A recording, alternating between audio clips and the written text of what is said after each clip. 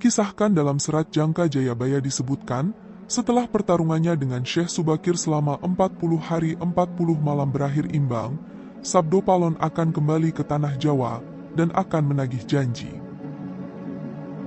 Diketahui dahulu ketika Majapahit masih berkuasa di tanah Jawa, Sabdo Palon adalah sosok yang sangat dihormati.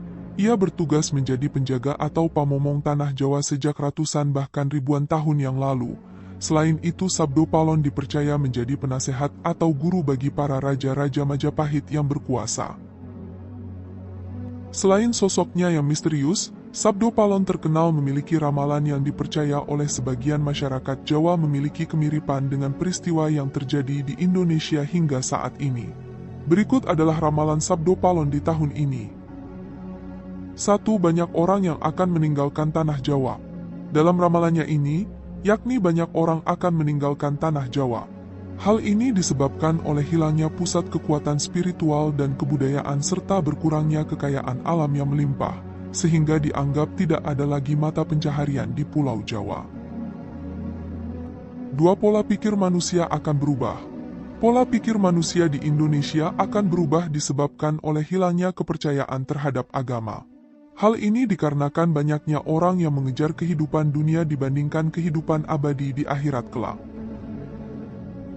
3. Sosok presiden terpilih tahun 2024 masih keturunan para raja Jawa dan mempunyai garis keturunan yang jelas. Dalam ramalan ini, Sabdo Palon meramal bahwa sosok presiden terpilih mempunyai keturunan darah biru dari raja-raja di Jawa. 4. Bencana alam. Indonesia akan banyak mengalami bencana alam. Salah satunya banjir bandang yang akan banyak memusnahkan pemukiman warga, serta banyaknya gunung yang akan meletus hingga menyebabkan banyaknya kematian. 5. Banyak orang yang akan kehilangan kesempatan dan harapan.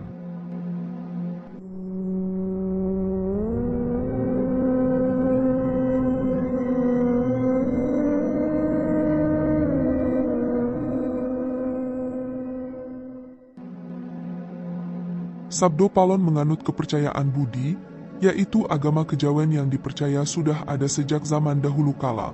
Kepercayaan itu kemudian berlaku secara turun-temurun bagi yang menganutnya. Dia juga meramalkan kehancuran Islam di tanah Jawa dalam ramalan yang berbunyi, Pepestane Nusa tekan janji, yen wes jangkep 500 warsa, kepetung zaman Islam, musna bali marang ingsun, agami Budi madek sawiji.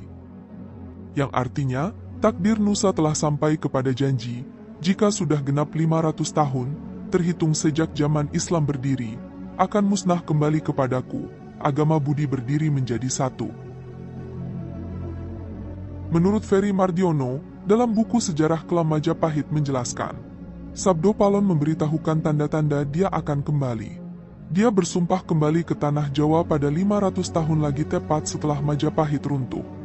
Jika dihitung sejak keruntuhan kerajaan Majapahit pada tahun 1478, maka Sabdo Palon diperkirakan kembali ke tanah Jawa pada abad ke-20.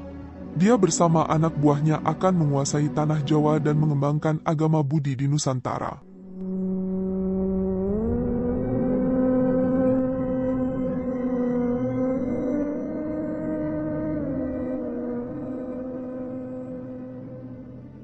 Meskipun banyak dikisahkan dalam beberapa riwayat dan catatan kitab Jawa, sumpah Sabdo Palon nagih janji ini masih diperdebatkan oleh banyak kalangan.